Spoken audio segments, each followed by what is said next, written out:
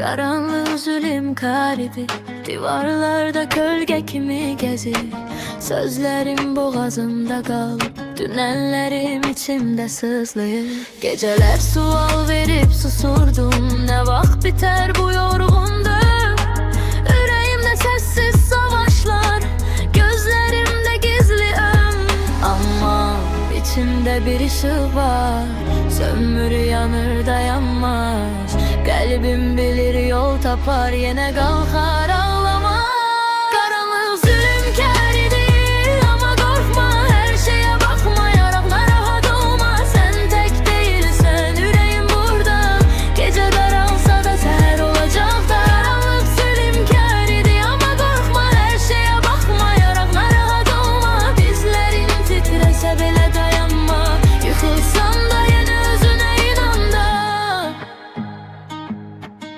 Bak güzgüde başka biri durur, gözleri eyni, bakışı daha sert.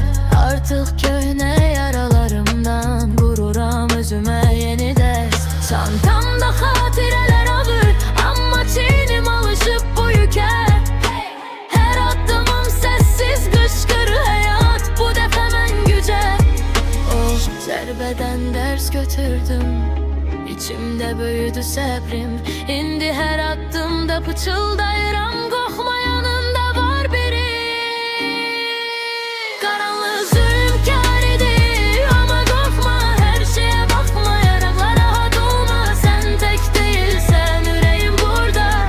Gece daralsa da seher olacak da. Karanlık zulüm keridir ama korkma, her şeye bakma, yaraklar rahat olma. Dizlerini titrese bile dayanma, yıkılsan da yine özüne inan da. Bazen yol uzanır sonsuz kimi, bazen nefesin çatmır sanki. Ama unutma için danışırsan, bundan da güçlüsen. Karanlık zulüm keridir ama korkma, her şeye bakma, yaraklar rahat olma. Sen tek değilsen, yüreğim burada.